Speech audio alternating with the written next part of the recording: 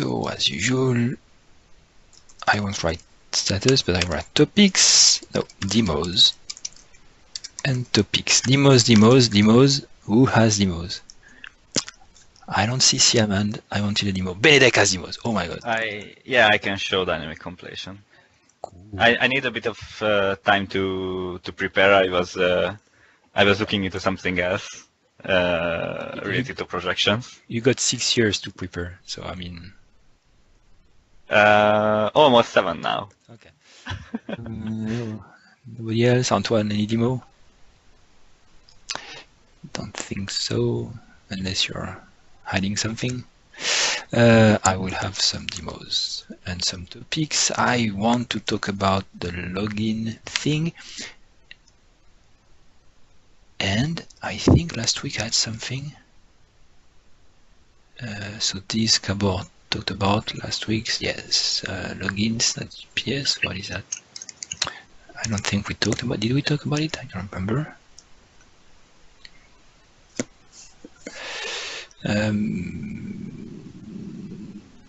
Notebooks.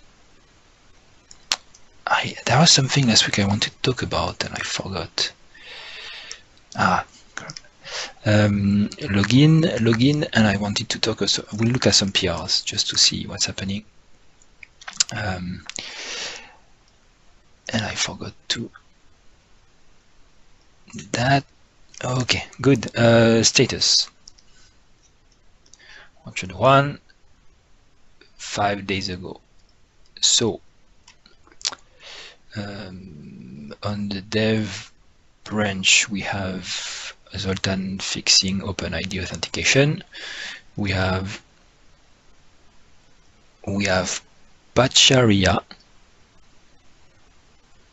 fixing the pager and taxonomies. Yes, we merged the pull request. Yeah, this is a mutable object, so it was muted by the slice, so the count was wrong. Fix the reference on MediaPart. There could be another ref, so now there is a check. And adding debug logging to AAD authentication failures, and I assume that's also Zoltan.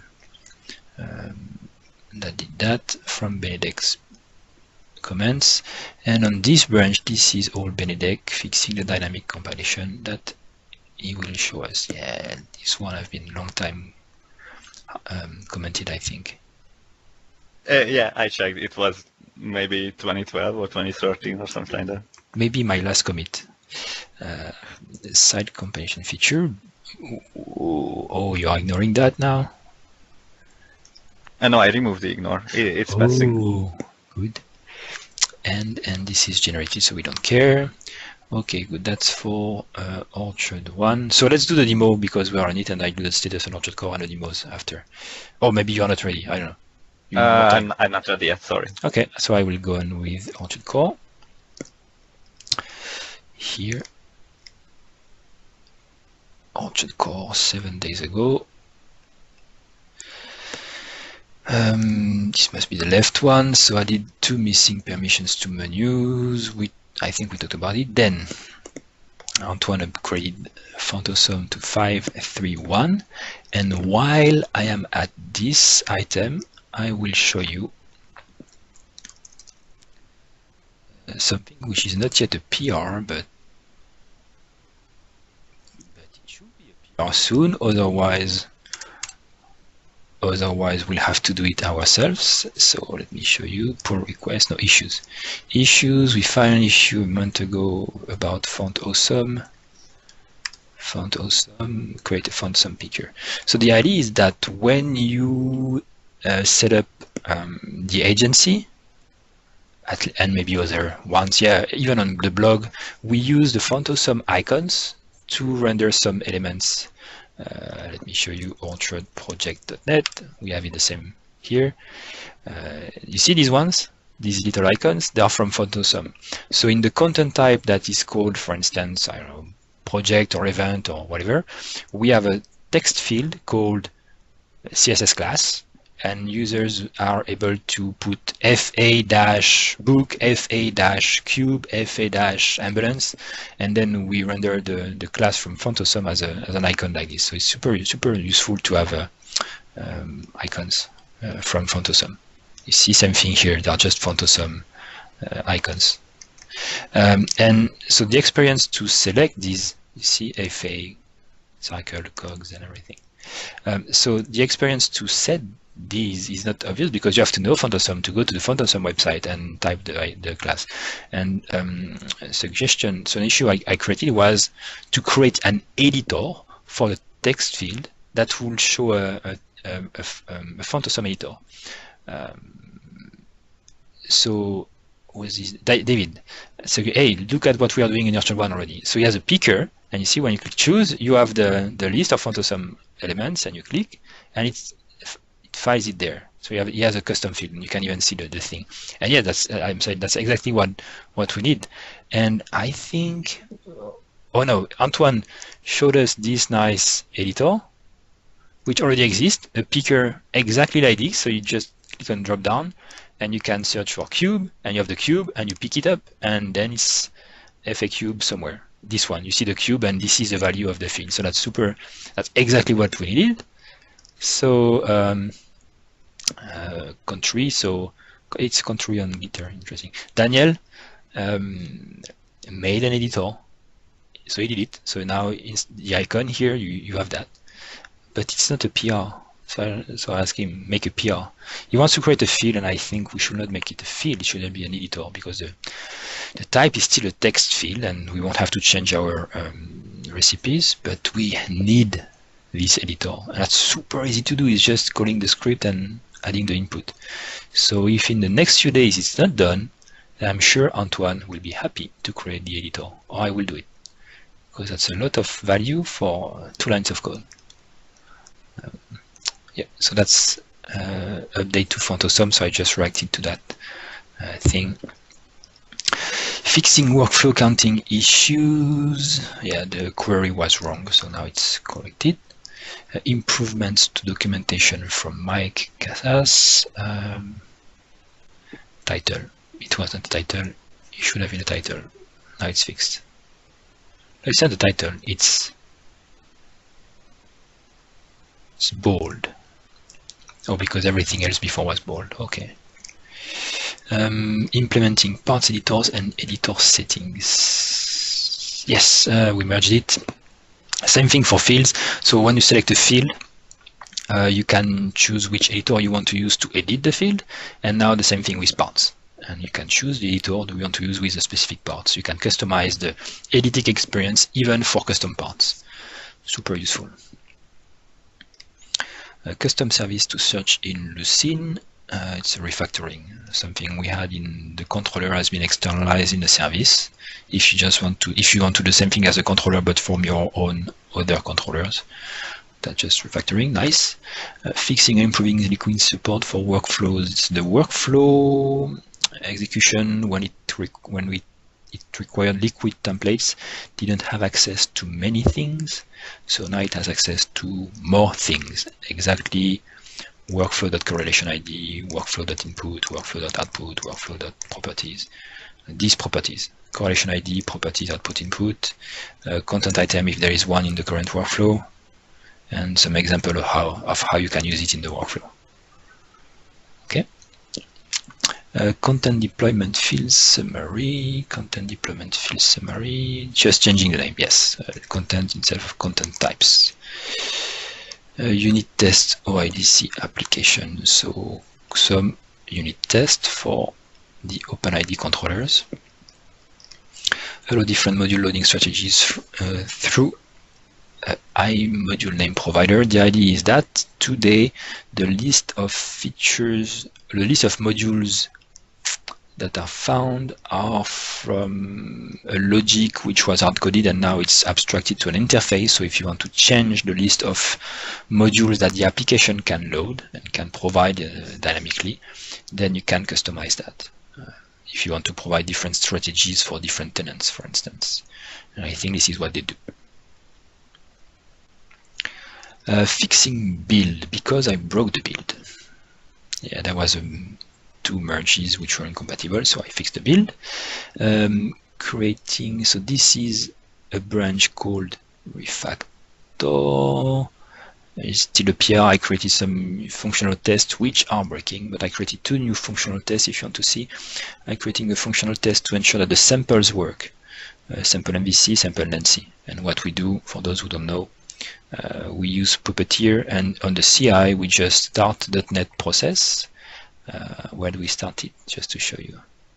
We started, where is it?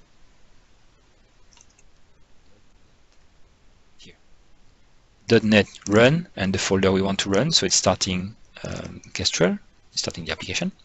And then with Puppeteer we can say, go on this page and ensure that we see the hello message, and then go on this page and ensure that we see this message. That's it. But it ensures that the samples work correctly. Field editors from Jasmin.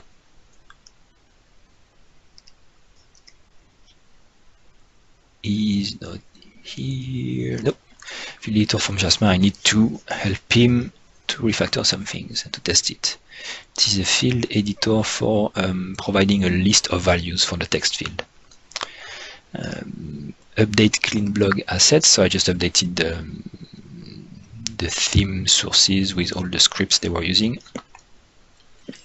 DisplayText, the PR, I will show you right after. Shell context, Jean-Thierry has been working on this branch again. Hosted service, same thing for background tasks. This is next priority, I assume.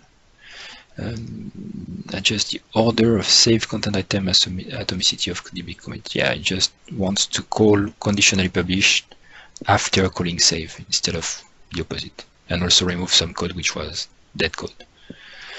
Fixing Razor pages reload so that when you change a Razor page, it's reloaded automatically in dev mode. Upgrade trumbowyg from Antoine, updated libraries. Do not add a module if there is none. There was a bug yesterday. If you don't have any module reference from your application, it was failing, so now it's working. And this is a PR I will show you also right after. Benedict.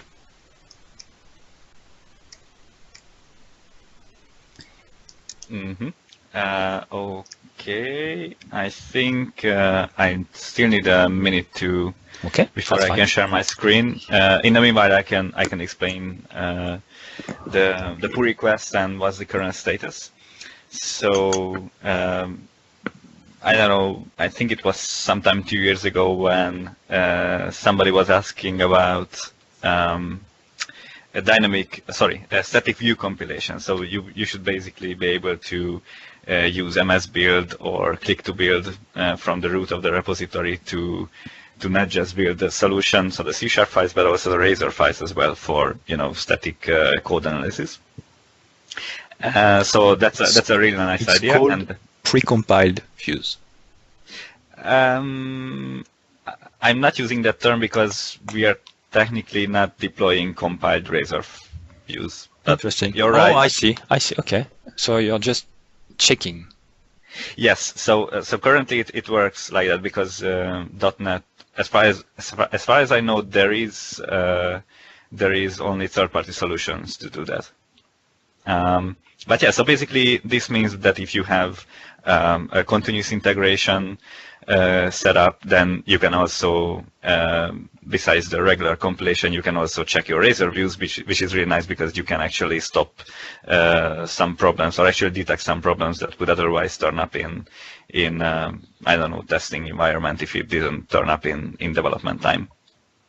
So that's one part of the story. The other part of the story is something that I deeply care about, is of course dynamic compilation.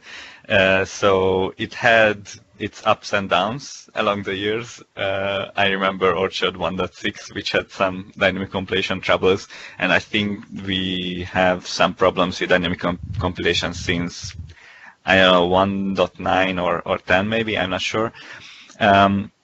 But if you're not using dynamic compilation yet, then you should, and probably with the next release you will be able to do that as well. So what's changed is that up until now we were using the pre-Roslyn compiler, and now we have fully upgraded everything to use Roslyn, and actually not just support C#6, but also higher versions. So we actually support C#7.3 now, and that's also just one part of that story, because we also have Razor IntelliSense for that as well, which is really nice.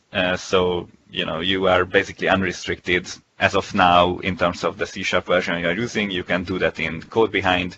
You can do that in Razor files. Dynamic compilation will be able to pick up those changes, and you need to just hit refresh in the browser instead of rebuilding the solution. So that's really nice. I am still preparing part of my demo. And yeah, not a big surprise, there's a new Visual Studio update. Okay, let me check. I think I just need to run a setup very quickly, and I can show you the kind of development story locally. Okay, I just make sure that I don't have anything open that I'm not allowed to show you. But it should be fine now, I think. So I'll share my screen.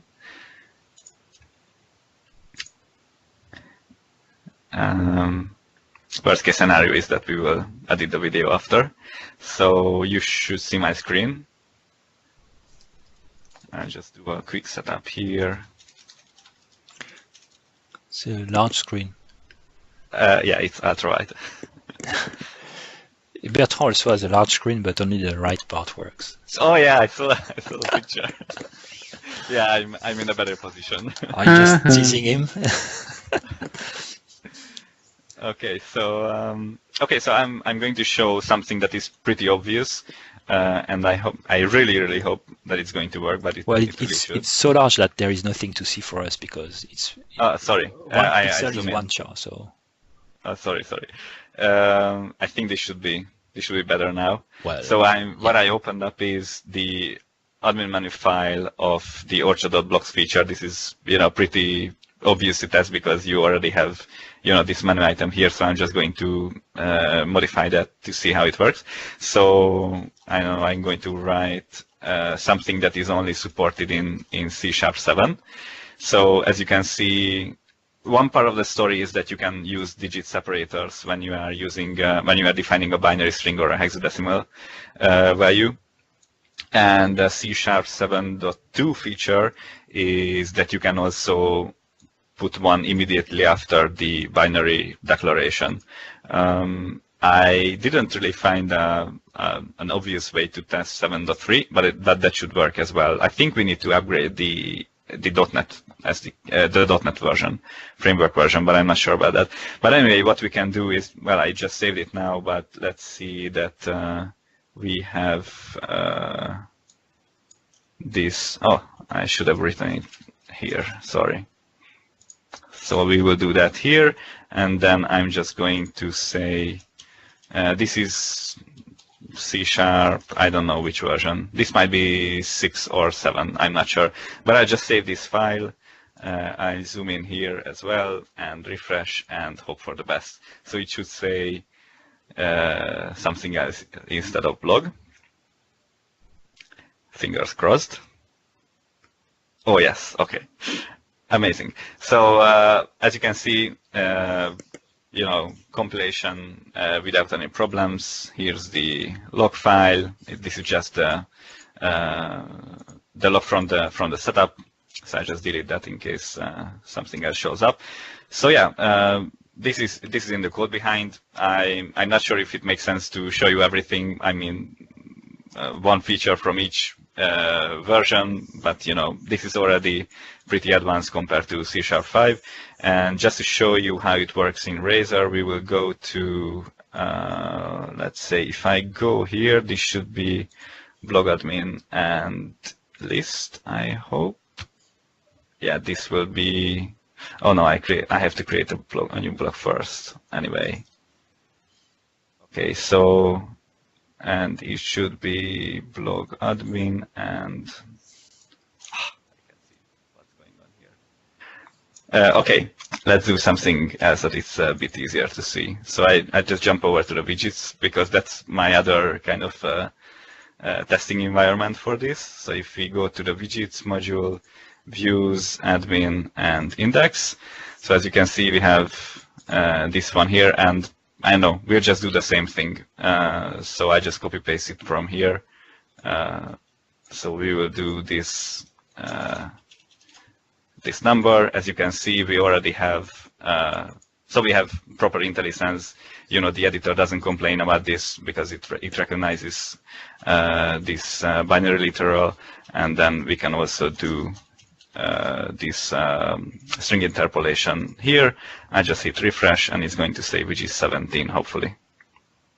And yes, it does. So this is you know, dynamic compilation with a higher version of C# in a nutshell. I can actually show you something slightly, well, roughly the same thing, but in a different environment, and by that I mean in Azure. So it doesn't it doesn't only work in development time. If you deploy the application, it will still work. So I think I already done that in the widgets module. If I find it, I probably modified it already, but we can just go to widgets here as well. Oh no, that's a different one. This is a free instance, so that's why it's slow. But if I go to, no, I haven't modified it. So if we go to the same view, I will just copy paste the same thing over there. Where are you? Yeah. And I have Notepad++ over here. So I just save this, and I don't know if you saw, but it also updated through FTP. So if I hit refresh, it's going to take a little bit longer than locally, but it will also say which is 17. So it also works, even if you modify a file in production, which you shouldn't, but even if you do, it will be able to recompile it without any problems. Yeah, so that's pretty much it in a nutshell. This is all tested and verified with a branch open from 110x.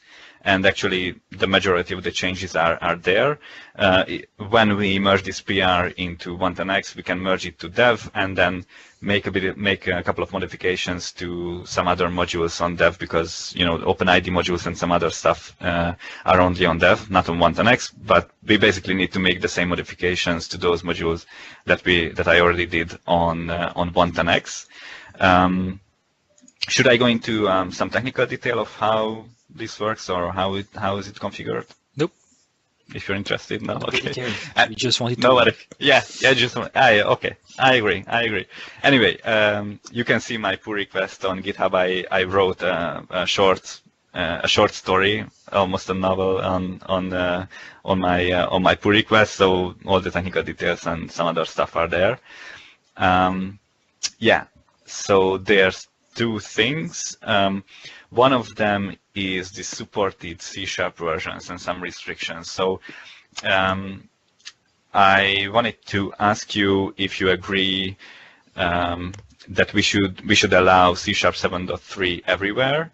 This is something that we discussed on the developer meeting, but I actually changed my mind a little bit about this, because what we can do is that we don't restrict even with 110x or what version is this? 1.10.3 that we will release.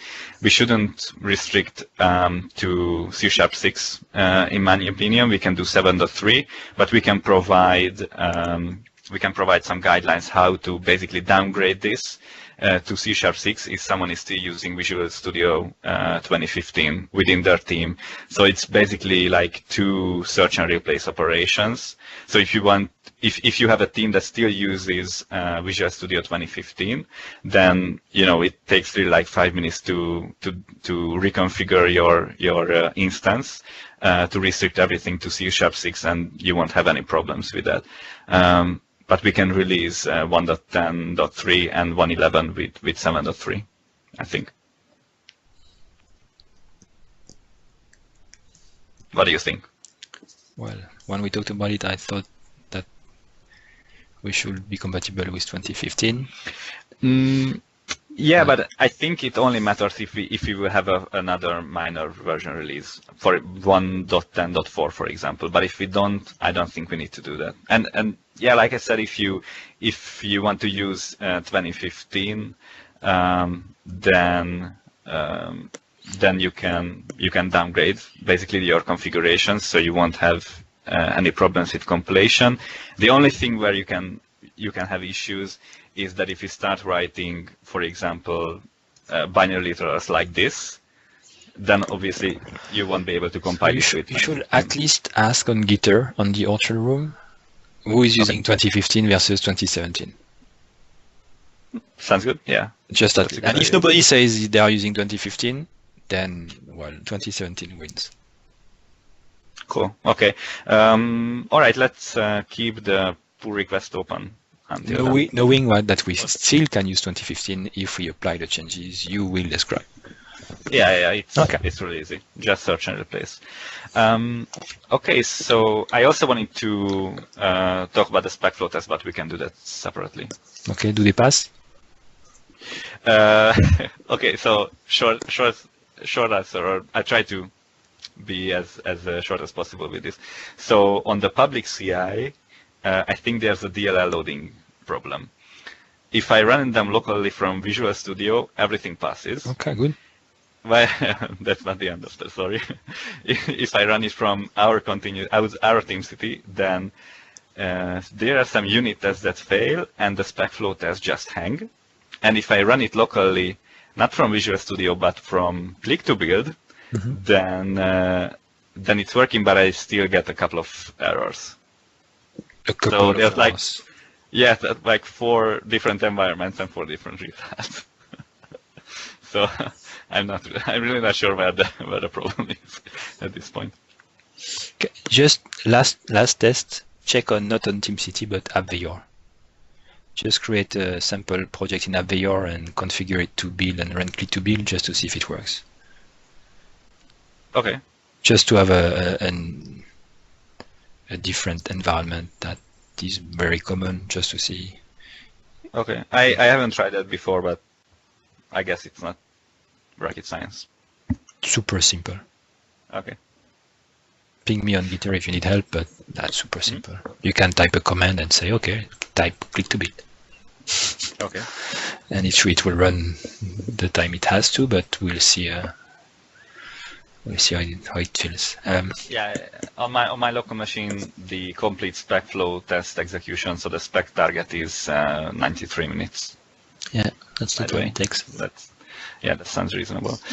Okay. Thank you. And when it's done, we ship 1.10.3. Awesome. Thank you very much. So sharing my screen to show you the PRs I have open. Which are they, by the way? Pull request, 22 pull requests. So this one I will show you. This one I will show you. This one, James, did he show us last week? Content picker? Or did we talk about it 2 weeks ago, or 3 weeks ago, but he didn't show us last week? Maybe not. I will talk about it. This he'll talk about this. He showed us last week. I made some more comments. This is Jasmine. This is nope. Nothing interesting here.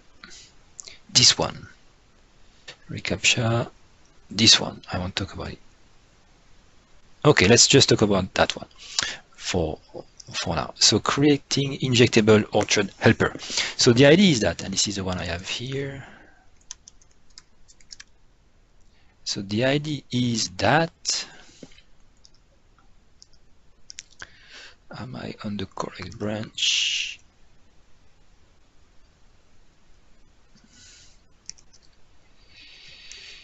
Am I on the correct branch? I am on dev, I need to go there. So when I did a decoupled CMS demo, the issue we had was, well, one of the issues we had was that if you take a theme or any view, let's take a view here. if I take a view here, I have access to @orchard. It was at that time it was @orchardcore, okay, dot something. So this is the orchard helper, and this property is available because in the view imports we inherit from the base Razor page that we define in our display management project. And this base Razor page contains some things like new, shape factory, display async, all the things, the current dynamic theme, title to build the title, the T to localize the thing. So lots of properties that are useful when you build an orchard view from the themed orchard view. And the fact that we were decoupled, we didn't want to inherit from that because we will have a dependency on display management, and that was the goal of having a decoupled system, to not use the theming, to just use APIs to get content. So we didn't have access to all these things, but and many things were necessary for decoupled, like get content item by alias or get content item by whatever. So these things, get content item by alias async. Usually what you do is from your view you do orchard core dot get content item by alias. So it's super useful to build Razor pages. You can query stuff, get a content item by its ID, by its alias, all the things you want. There are nice helpers, but only if you have the orchard helper, so only if you were inheriting from the base page. So the solution I'm implementing in this PR, in this branch, is that we still have the property on the base Razor page. Okay, so it's not breaking anything. The property is still there. In this case, it's an orchard display helper. So it's an orchard helper which is also able to render shapes and everything for the theming. But if you do a Razor page, let me give you a Razor page. Yes, a Razor page that has nothing to do with the theming. It's not the case of this page, but that's just to show an ID. You can do @inject, and then you will do @orchardcore.IOrchardHelper, and you can call it orchard. And then you have access to everything in the same way. So now the orchard helper is injectable anywhere in your services if you want to access simple things from your modules without having to know all the interfaces and how they work. You don't know them, you can just use a helper, or there. Then you can do @orchard dot, and you see the culture name, get content item by alias. If you reference the queries abstraction, you can also do query async and give the query name. So that's the idea. So now this PR introduces an injectable orchard helper when you are not inheriting from the default base views or base page. So that's the idea with this thing. That solves one of the issues with the decoupled CMS. Another PR I want to talk about, this one is done. ContentItem.DisplayText is another one, but I will first show you this one. Can someone tell me if I talked about it, if we talked about it last week?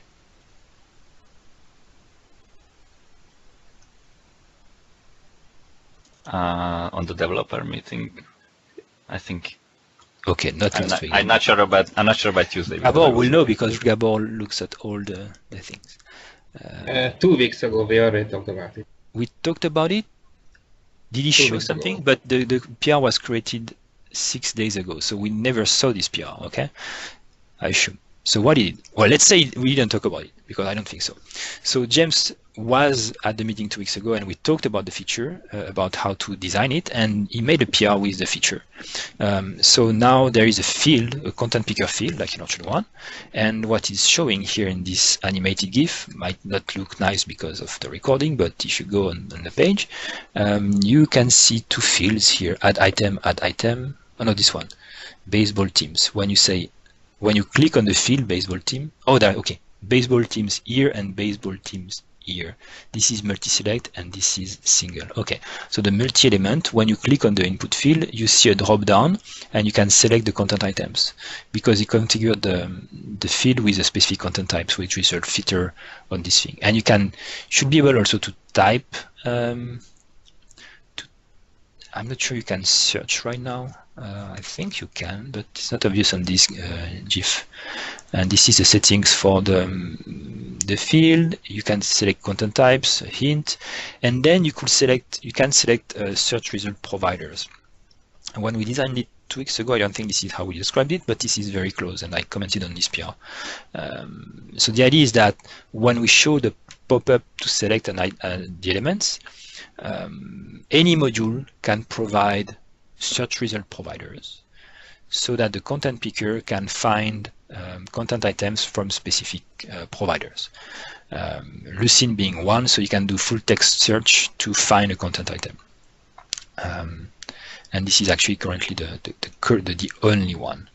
And the issue I had was that when you look at the search things like this, what you want is just to be able to type some text and get the content items. And most of the time, the text you will type is from the title, okay, of the content item.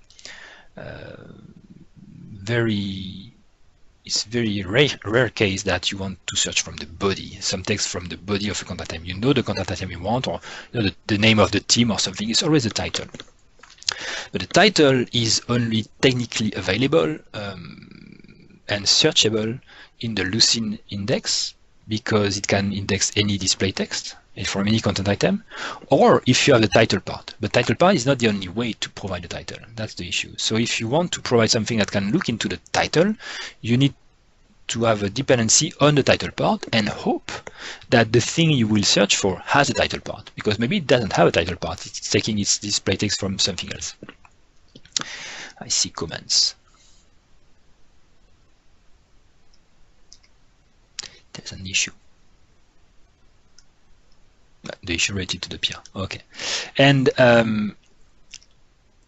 so sometimes, so what I decided to do, because we had the same issue in Orchard 1 for other reasons. Like if you are using Orchard 1, you know that the common part is almost a mandatory part, because without it, you can't filter by owner or order by created UTC. So if you want something to appear in the content items list and to be able to order that, you need the common part. So that's very sad. So what we did in Orchard Core is everything which was in the common part, we made it mandatory in every content item. A content item has an owner, an author, created UTC, modified UTC, and so on. It's more than common, it's there. You have access to it. It can be null, that's fine. So what I decided to do is to create a PR that does the same thing with the display text. Instead of making a display text a metadata that we can query optionally, well, we can query it for every content item, it can be null or not. I made it a field on the content item, a property on the content item. It can be null or not, but at least a content item will have a text description that we can define at the content item level. It will be versioned, it will be localized, like everything.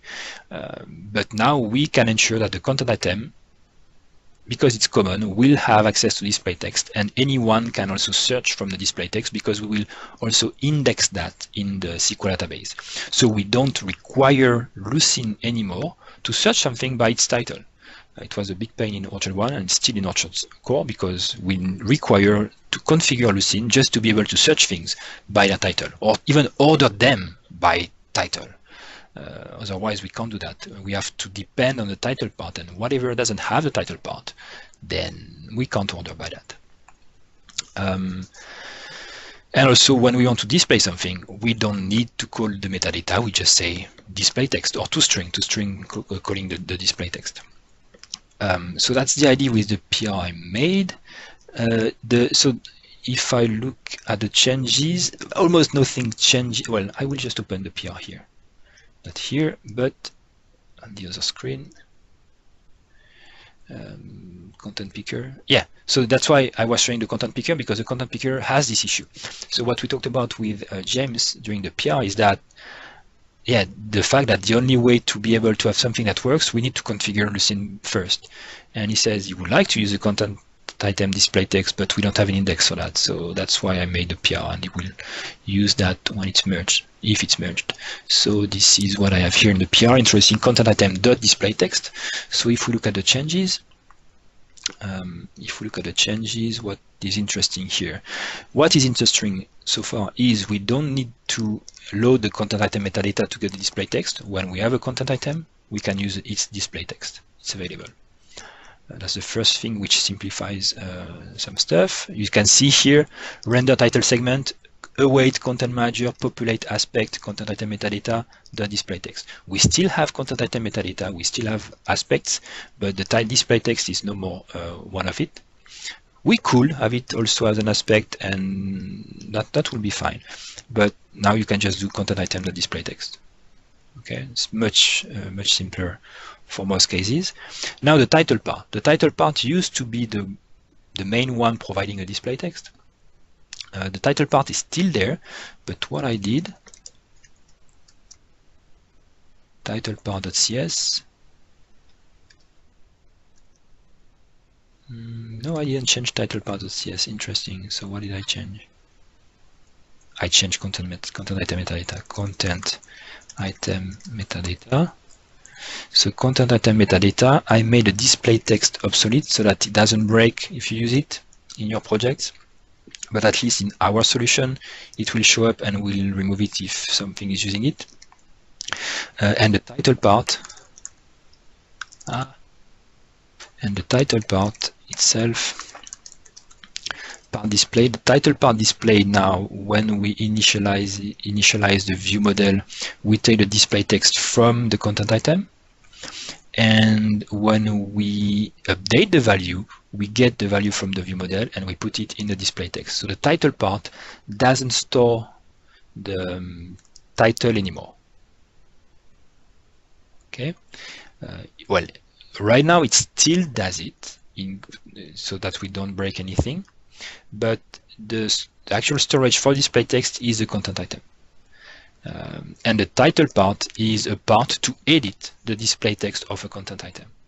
So you don't have to use the title part if your own editor knows how to do things. For instance, the layers will use the display text, but will provide their own editor. They don't need the title part. Okay, that's the idea. The title part is here to render and edit the title of a content item. It's a behavior that is reusable, but we don't require it to have a display text anymore. And it doesn't store the value. It's just for editing the thing. So if you want the display text, use content item display text, and title will be able to render it if you want to, or to edit it. But yeah, in custom templates, you can just use that display text automatically. So that's the change. And you see also the templates now, they become, instead of content item.content.title part.title, you can do .display text. Okay, and I change all the templates. Another change also is in the recipes. So the recipes, if I open that, we had see title part, title e-commerce. So I'm keeping it for compatibility so far. I still store the data, but I also put it in the content item. So you have content item ID, content type, and display text. Okay, this is the one we should use. And here I have 2 lines.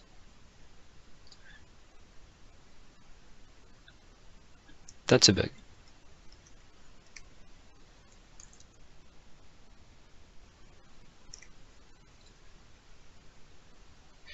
Yeah, that's the idea.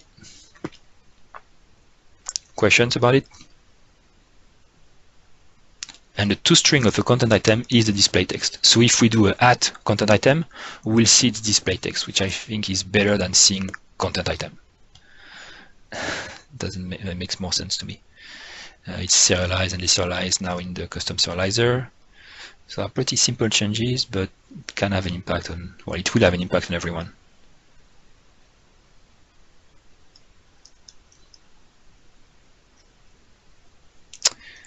No questions?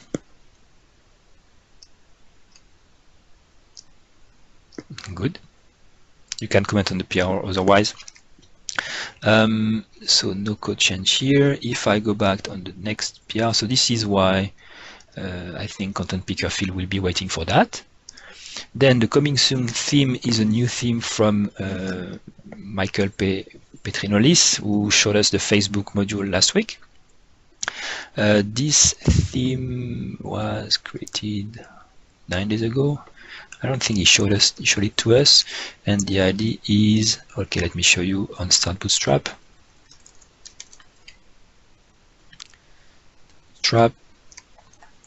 This is the coming soon, and there is a form here. So what I asked, and I think we talked about it last week, so what I asked him is to create with this template, to create a controller that will handle the notify me by creating the user entry with the username that is provided here. Okay, but what it will do, it will send a confirmation email first, to do like we do on our register page. So this is what I asked. He also suggested that he wanted to make what do you call it, marketing or mailing list, a mailing list module to manage communications with these items, maybe in a later step, so we can get this template. I'd like to have also, well, we could take this template as is, but I prefer to have at least the management for the email to store it, preferably with a workflow, so we can, this thing will trigger a workflow which will create the user, because we can always reuse the workflow element then later. And that's all the things I have to say about it, but that's cool. So this is the entity picker field. ReCaptcha support to prevent abuse. I will talk about it after. No, yeah, this is a PR that Mathis is currently working on, to be able to provide ReCaptcha and make the login views extensible, so we can make it based on a shape zone and inject stuff in the login page dynamically from different modules. I will have to look at that. Feature SAS token, nothing to do with, yeah, but the title is not very explicit about what it's doing. The idea is to make the multi-tenancy management and SaaS, software as a service, story better. The idea being that when we create a new tenant, today, if you click on the setup screen, on the setup button, you go on the setup screen and it's not protected. Anyone who knows the setup screen page can go on the setup screen. So let's say you create a tenant, even the default tenant. Okay, you could create a default tenant and anyone can go on the page. Or if you create a new tenant and it's called blog and you never set it up, someone can go on the page and just set it up. Or when you do a demo to an audience and you create the tenant, you could do it publicly, someone can see the URL and go there. So the idea is that what it's doing is the links, they will be protected by a SAS token, a SAS token, that will prevent anyone who doesn't have this token to create a tenant. So the screen links contains the link. So if you click on the button, that's fine, it works the same, but nobody can guess the URL to go to the setup screen this way. So it's kind of protected. And it doesn't just do that. What did we talk about also? I think now the idea is that you can also send emails to the customers. Yeah, with that link, you can send an email to a customer to say, okay, your site is set up. You can, well, your site is available. You can set it up by going on this link. And the link will expire after some time, okay, because it's a SAS token, so this is protected by time also. And ultimately, the goal is to make it easier on the next iterations to create SaaS solutions, software as a service solutions, where it can be self-consumed. So you can point a user to a module that will show a user registration, and once the user is registered, then his tenant will be created, and they will receive an email with the link to go to the setup screen. Okay, so that's the idea, to automate completely the process. So you are sure that when you create an account on the site, you get a tenant for yourself, and nobody can guess what the setup screen is for this tenant. And creating such a page will be even more easier if we have the workflow element we talked about just earlier, to create a user, and then with the workflow we can send an email, we can create a tenant, and then nothing to do. With a simple workflow with 4 different activities, you can have a page that will let anyone, after email validation, have a tenant on their own and be able to create sites dynamically. And that should be pretty awesome. Let's say a self-served blogging engine, or all the templates we have by default, or the ones you want to provide to your customers. Okay, so that's the idea with this PR and the goal of the work that Siaman is doing right now. So it looks very good, and that's about it with all the PRs that I wanted to talk about. Questions?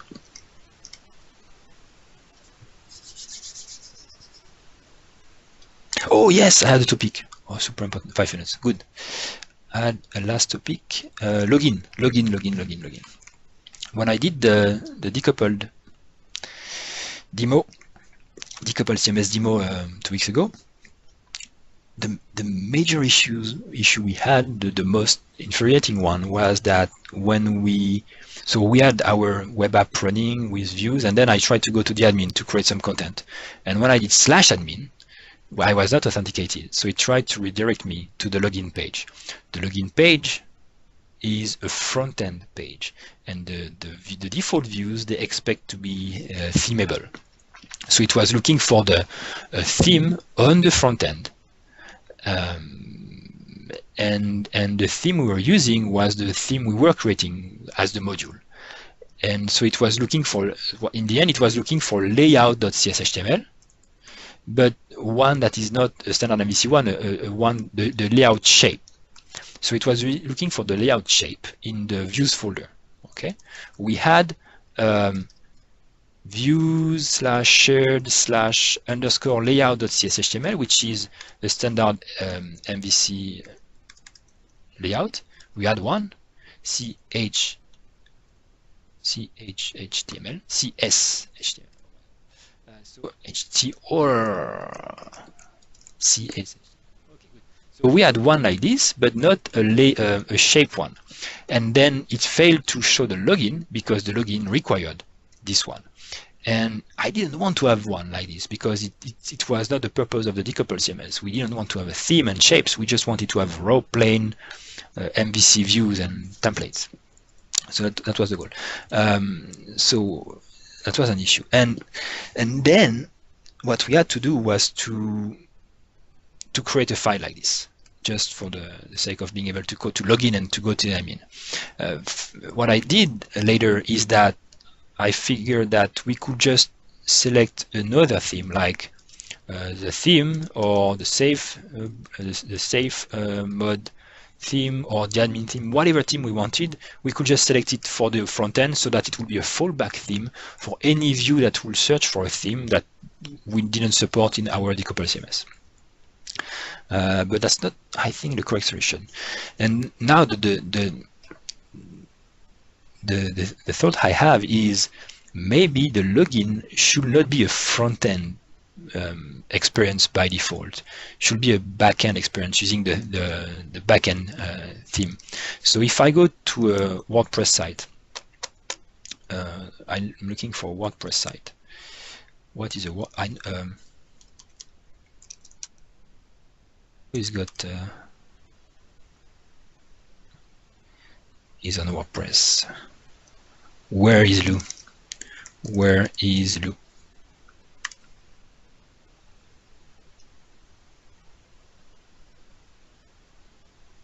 .com.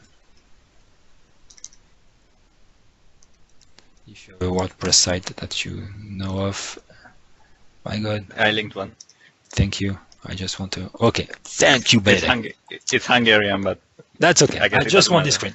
So when you go to the wp-login.php, which is the login page for WordPress, this page is not the same theme as the front end one. Okay, let me show you. You see, nothing to do with that.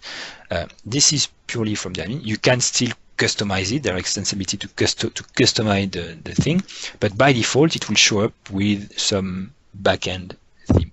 And I'm thinking maybe we should do that. Like when we go to, do we have an Orchard site running? Gallery. If I go to the gallery and I do /admin, this is a front-end theme. Okay, I can see the same menu and everything. This is nice, but in this case, I mean, there is no much advantage to do that. If we had a backend theme, the first thing that would be better is that when you create a theme, you will not have to theme this thing. You don't have to care about the login by default, because today when you create a new theme, you most of the time have to care about it because this is a view that is always on the front end. So I mean, we will not have to do that. And the second thing is that I wouldn't have to create a layout shape because we have the login page when we do a decoupled CMS. That's the second issue, or even a headless CMS. F-word U, Benedek.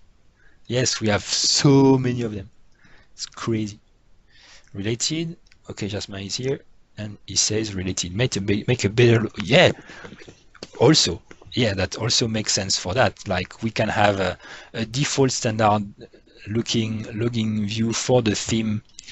For the admin, and then we are sure it will be nice for all the time, and we can support all the Facebook and everything we need, and that will be fine. We don't have to, yeah. So yep, that's related to that too.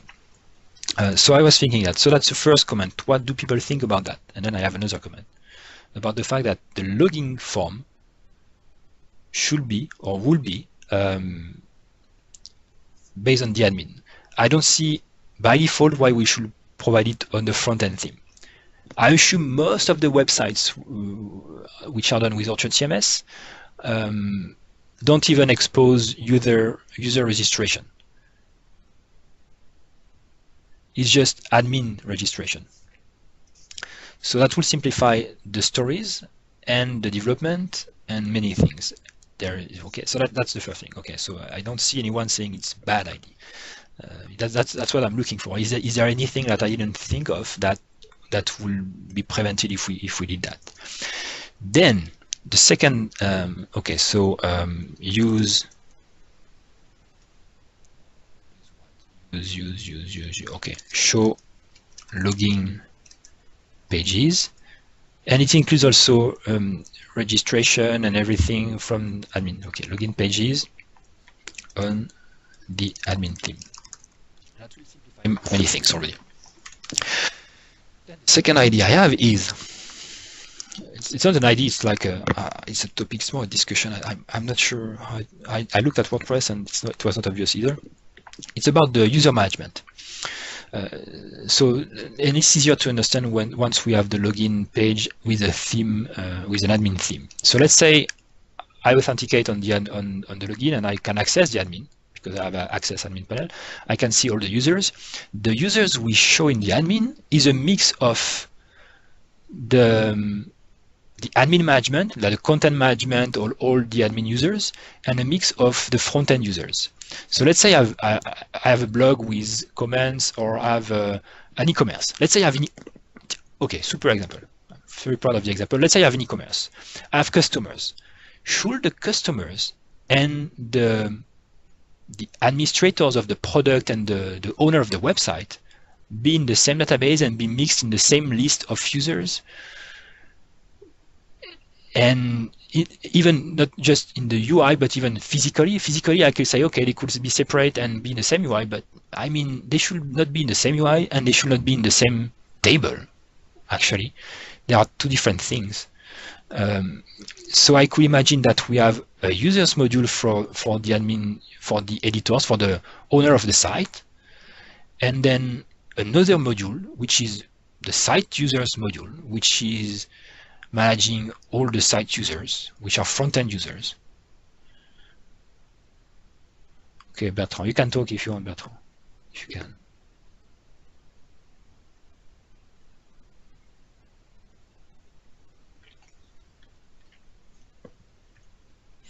Yeah, so the story is very easily understandable when you have a headless CMS. So if you do a headless CMS, you have a different system owning the website, and then you do APIs to get the content, even to authenticate users or to do stuff on the. So you could still have the same user table for everything, and just call an API with OpenID to authenticate someone on the front-end user on the website itself to the backend. So we could still have two different tables on the backend and have the front-end site, which is completely separate, call into the one table and not the other. So it's related but still independent. The decoupled CMS, for instance, will run in the same app as the CMS.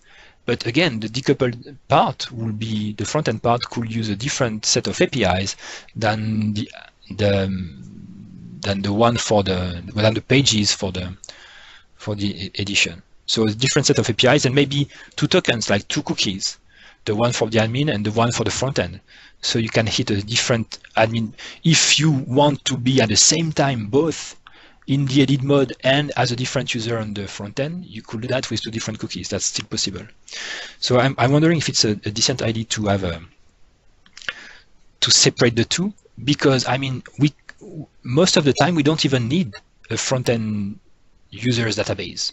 It's just a website, and even if there are comments, you might not require authentication to write comments. You might use an external commenting system. You might not have comments. Most of the time, you don't want user registration on your website. The registration and the usage of authenticating is just for the admin part. So we could have it as a separate feature.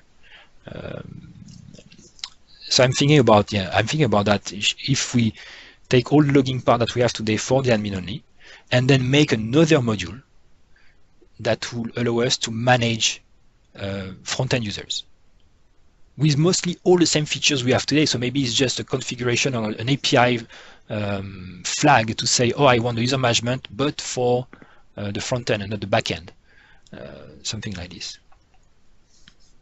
Because all the features we have, we still need the same features everywhere, in both parts, but we should, I think it's a good idea to split everything. And I don't see why you would want the same user token for both the front end and the back end. And worst case, we could use a federated authentication to have the two identities linked together. So, yep, I heard someone.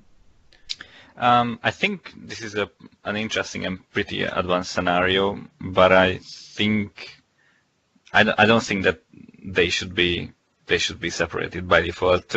Just to give you an example, most of the Orchard sites that we have worked on for clients usually work in a way that the site itself is mostly closed or closed altogether, and the users and the administrators log in, obviously, because it's Orchard OneText, log in at the same place, sometimes even with the same SSO provider. Okay. But they have completely different kind of level specs. If I take the things today, that works. If I say the front-end user management is an optional feature, don't enable that. And then what we have today works.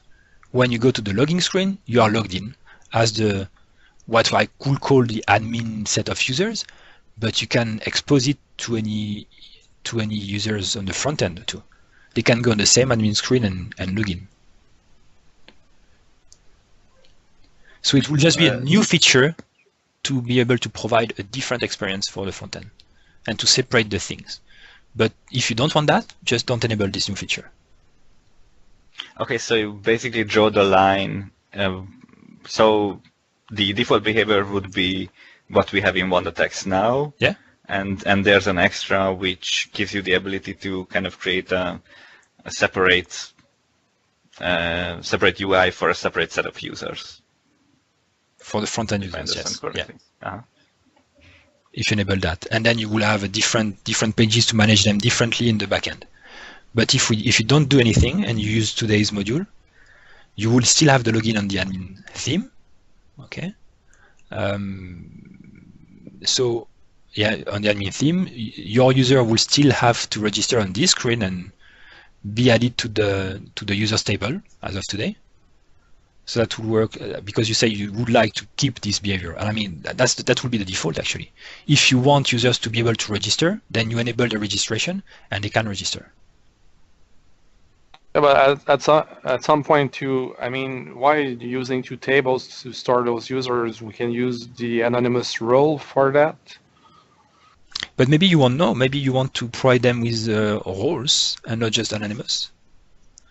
Because they're not anonymous. They have a well, you could use that, but anonymous is just a special role that when you are not authenticated, actually.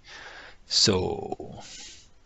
Yeah, but maybe for registering for a newsletter or something like that, you want them to be anonymous, to not have any roles, or other than that. But we'll need roles. There will be a default one, but you will be able to create more if you want.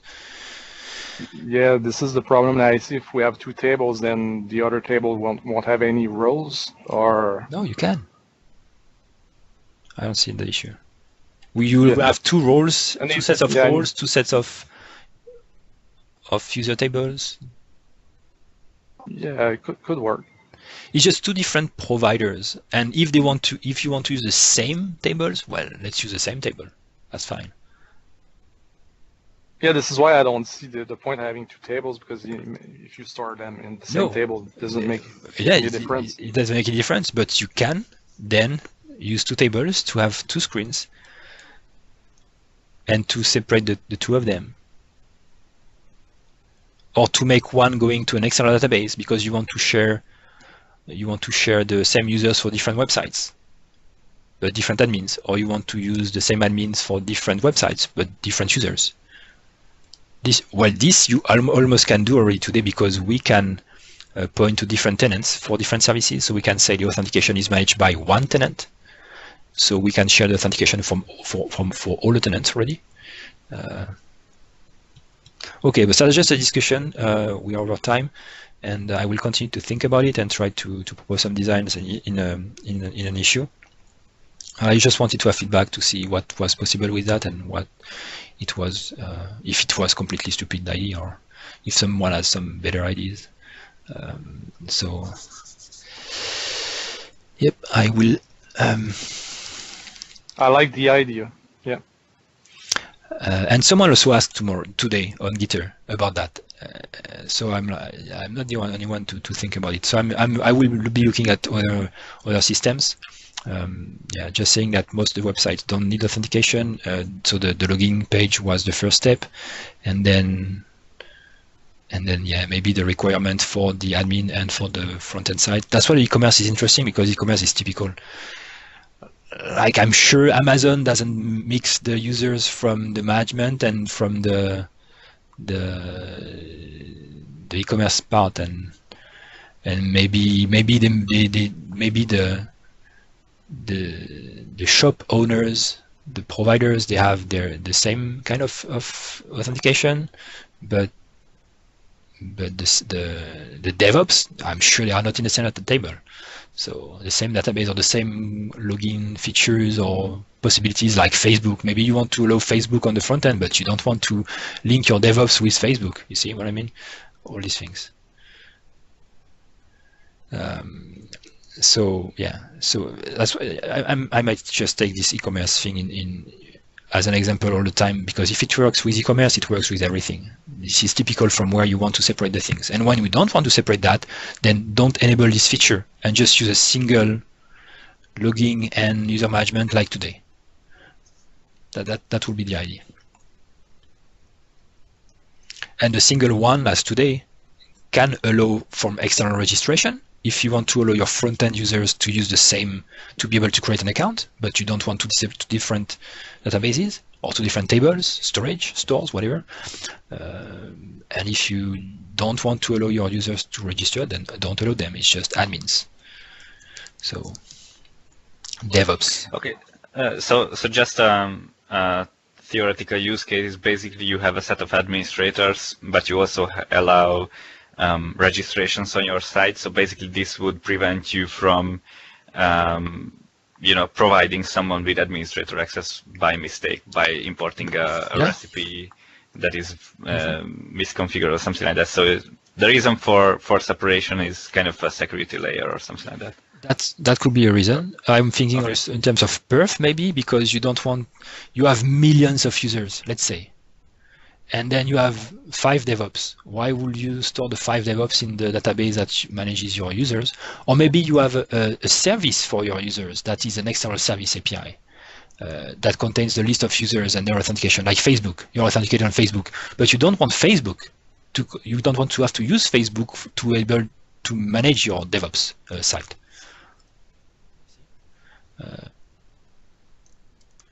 is like different auth schemes, example Facebook versus local accounts.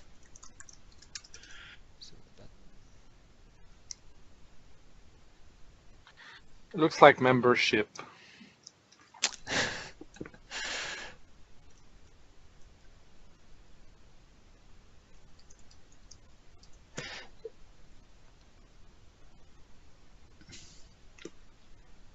Features that are needed for it. Which is, so if you enable the features that are needed for it, I assume it's more in terms of decoupled, well, headless CMS or something like that, that you want to separate your site from. So does it relate to headless CMS? Yes and no. You can do both with headless CMS, I would say. I'm still arguing for taking the separation scenario seriously.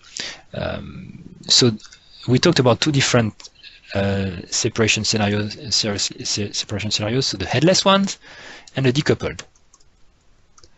Headless being you host it separately. It can be a PHP app that talks to your Orchard CMS. Decoupled being the same web app runs the CMS and runs your app as a separate tenant, for instance, or as different. I should show you what I did for decouple, but doesn't use the theming. It's still the same process, but all the tenants are independent but run their own pages. It's not generated by the CMS controllers.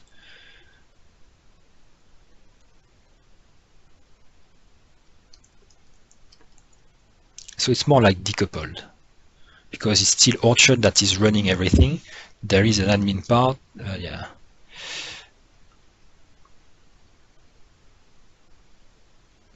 In this case, could there be something between headless and decoupled? I see what you mean. Yeah. Okay. I need to do the demo. Hybrid. 1 tenant for content, 1 tenant for. I need to make a demo. This is there is an hybrid app, an hybrid solution. I need to look into that because we can do that now. We can resolve. So the idea will be that we can create a tenant that doesn't even have the CMS feature, just the razor pages and the modules we want without the CMS feature, but we could still call into the APIs in proc of the other tenant to get the content. So decoupled today is like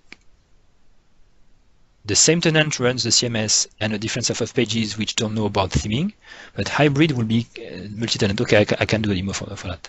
I don't know what Horseman is.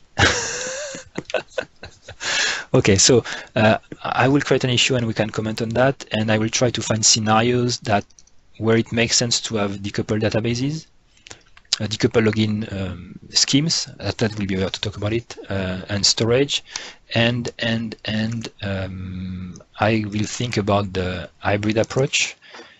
Yep. Okay.